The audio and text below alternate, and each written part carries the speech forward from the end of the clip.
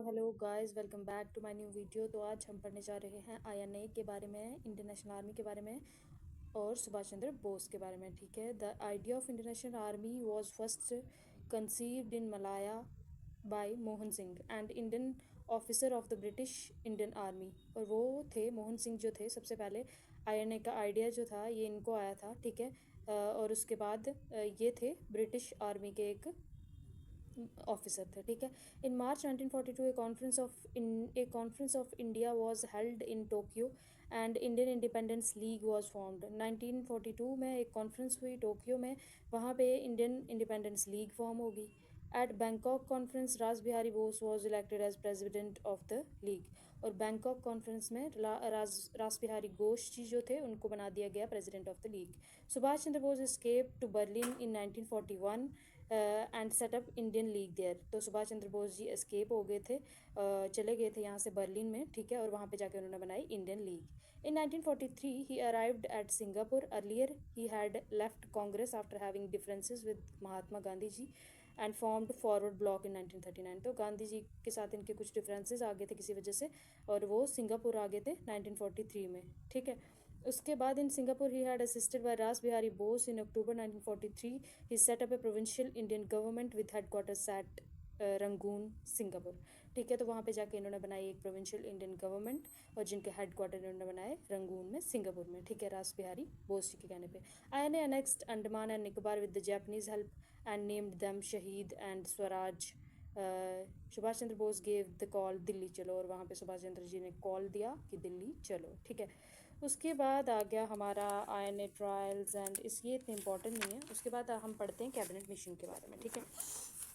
सो cabinet mission 1946, ठीक है, जून, March to June 1946 के बीच में चला था। ये याद रखना, डेट्स बहुत इंपॉर्टेंट होती हैं क्योंकि वो क्रोनोलॉजी में डेट्स पूछ लेते हैं। तो कैबिनेट मिशन कब आया? 1946 में।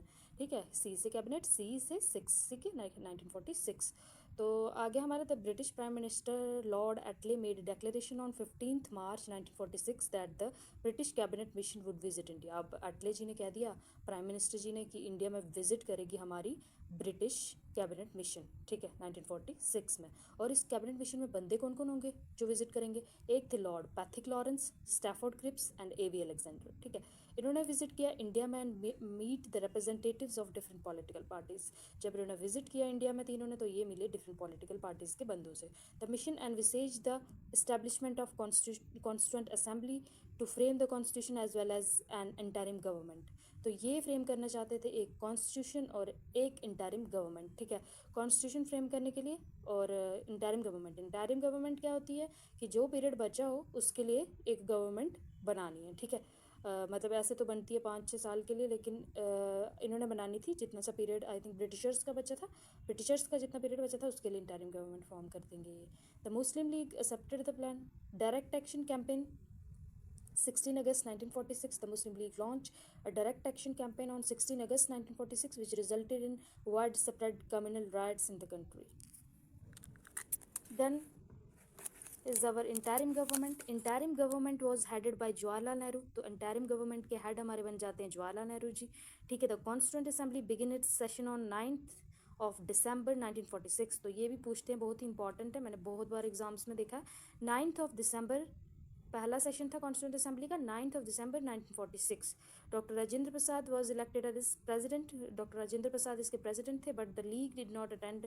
Liaquat Ali Khan of the Muslim League was made the finance minister. और लियाकत अली खान जी जो थे मुस्लिम लीग के, उनको बना दिया इसका प्रेसिडेंट। एटले स्टेटमेंट क्या है? एटले स्टेटमेंट आई हमारी 20 फरवरी 1947 में। A deadline of 30 June 1948 was fixed for transfer of power. अब इन्होंने एटले स्टेटमेंट में हमें ये बोला कि भाई हम फिक्स कर देंगे, एक डेडलाइन हमने फिक्स कर दी है 30 जून 1948 को, हम सारी पावर तुम्हारे हाथ में दे देंगे। Mountbatten would replace Wavell as the viceroy. Mountbatten जो है उनकी जगह वेववेल जो है वो वॉइस रॉय बन गए। उसके बाद पार्टीशन, मतलब इनकी जगह वॉइस रॉय बनेंगे। Partition of country was implicit in the provision that if the constituent assembly was not fully representative that then the power would be transferred to more than one central government. Pattern Plan 3rd June 1947. 3rd June plan in case of partition, two dominions and two constituent assemblies would be created. तो dominion create किए जाएंगे, तो constituent assemblies, ठीक है। The plan declare that power would be handed over handed over by 15 August 1947. The Legislative Assembly of Punjab and Bengal decided in favor of partition of these two provinces. East Bengal and West Punjab joint Pakistan, इन्होंने पाकिस्तान को join कर लिया, और waste Bengal और east Punjab ने join कर लिया India को। ये हम सबको पता ही है और हम देख ही रहे हैं, ठीक है।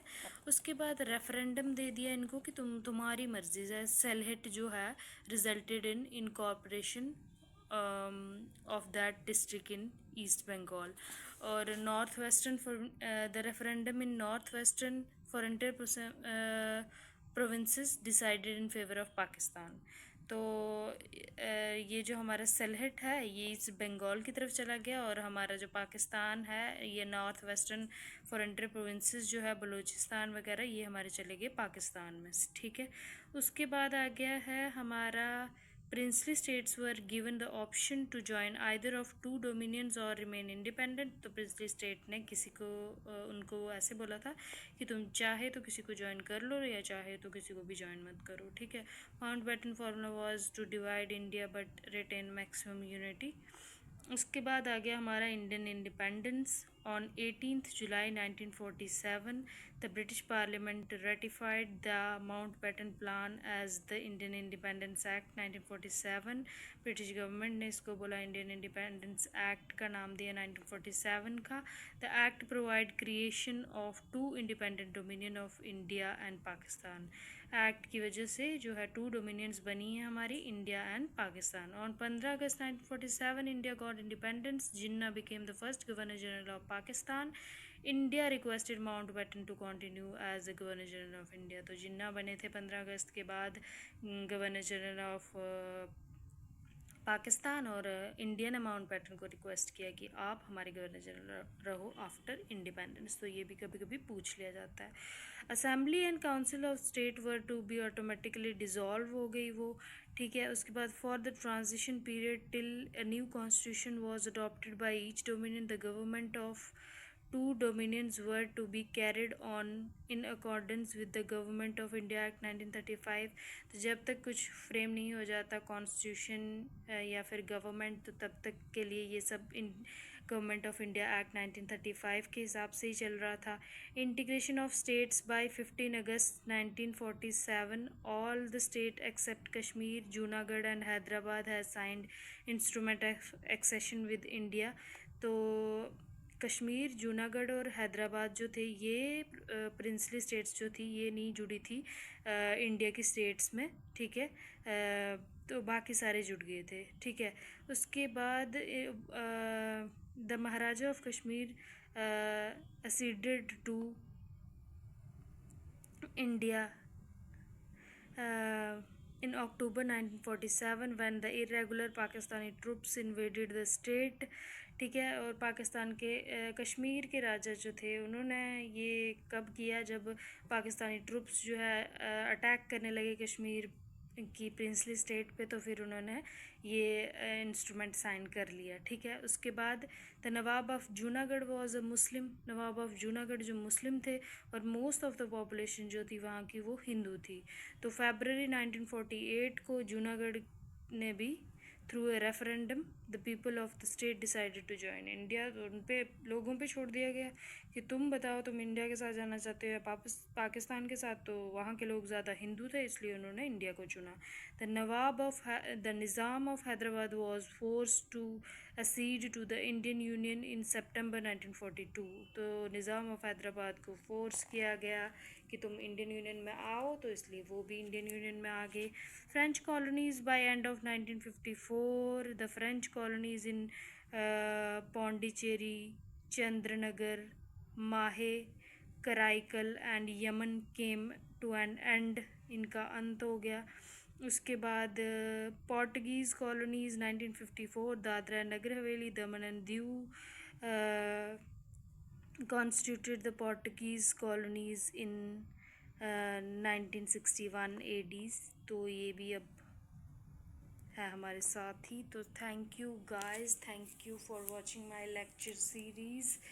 तो अब मैं स्टार्ट करूँगी पॉलिटी और सारे लेक्चर आपको वन बाय वन पढ़ाऊँगी।